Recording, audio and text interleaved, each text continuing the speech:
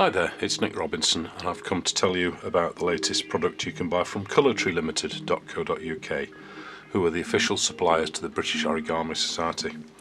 So this is the latest product that they've picked up, Chiyogami Dukushi paper. It's called, by the Toyo company, who are new to me, but let's have a look what we get.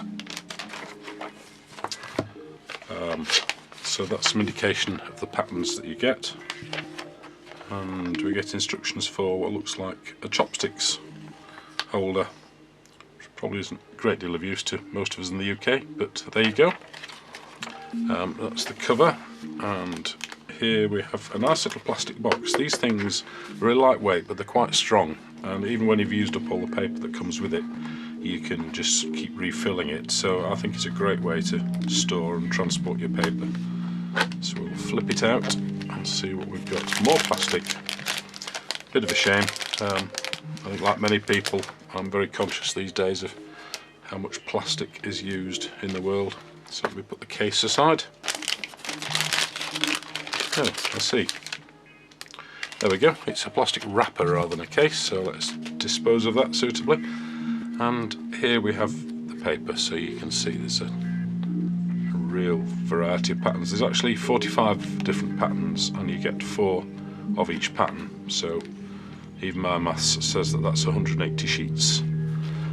The package doesn't specify the actual weight of the paper, but it's pretty much around, a little bit thinner perhaps than normal paper, maybe 80 GSM, but who knows.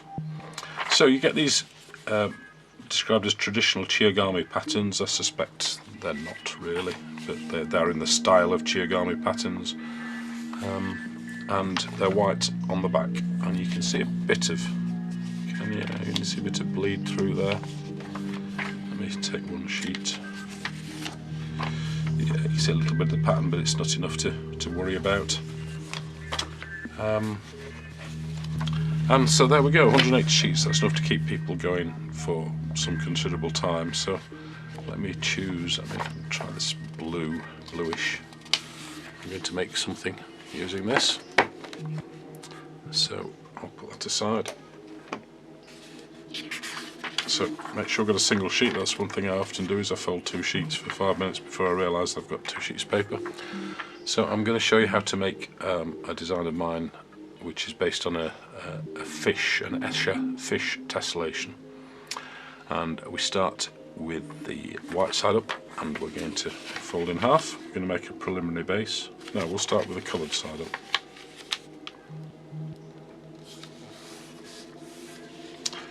So we fold in half in both directions. Open out, turn over, and we're going to put in 2 diagonals on the white side. There's a famous anecdote about Yoshizawa at an early British Origami Society convention where he started teaching a model, and very quickly people realised that it actually started the wrong way up, and his crab, instead of being red, was going to be white, but nobody dared tell him. But I'm quite happy to admit I get this wrong quite often. Turn over, and we're going to fold one corner to the centre, and then if we push in the centre we can lift up the edges, and we're going to fold all the existing creases down to make the preliminary base. So it's a preliminary base with the one corner folded in. Now we're going to flip the left hand flap to the right and fold the lower corner up. Then fold it back and do the same in the other direction. Flap to the left, fold the flap up.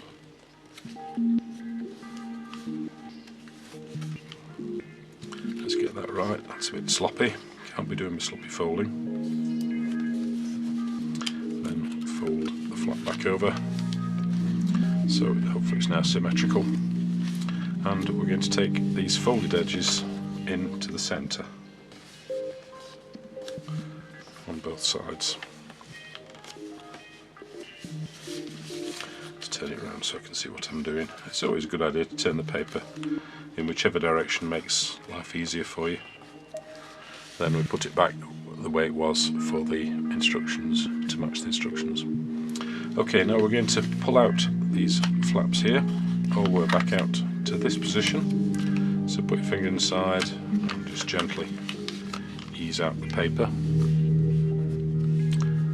And we're going to fold the lower corner up between the two creases. So if you get that point right and then make it hit the centre, then that point should also be correct. Now we fold over on this valley crease that starts this corner and press the paper flat. The creases are all there. Then we're going to just fold this as kind of half a kite shape, fold this underneath. And squish it down hard. Then we do the same on the other side. So we fold over on this angled valley crease. And this flap here we're going to fold inside.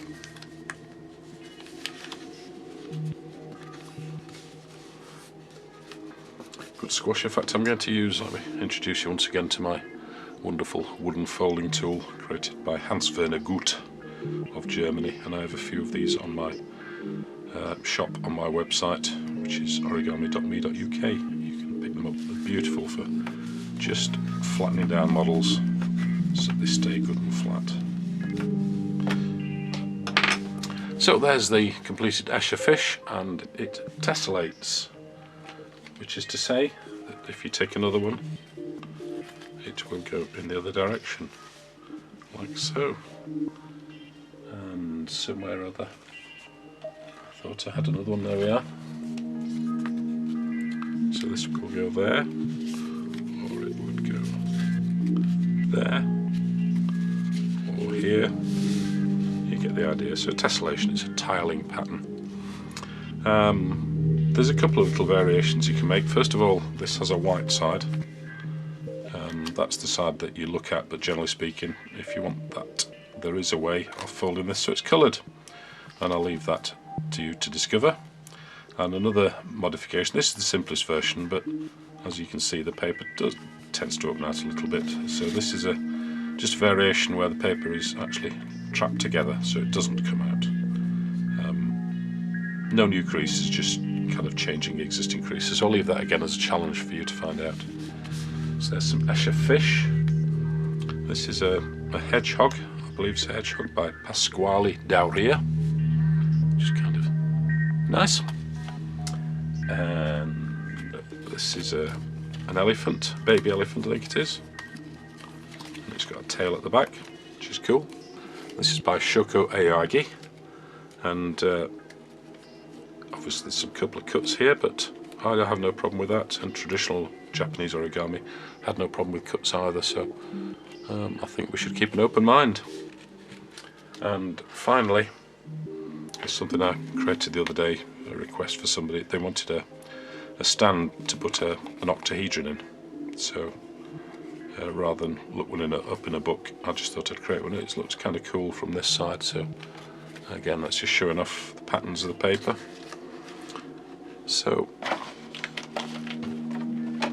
here's the paper, a nice complicated layout here, and there's the pack. So Chiyogami Dokushi, 108 sheets, 15 centimeters, 45 sheets of each pattern. No, 45 patterns, 4 sheets of each pattern. Oh, it's been a long day. Okay, so there we go. That's available from colourtreelimited.co.uk, and I'm sure the price is very reasonable. I'll see you next time.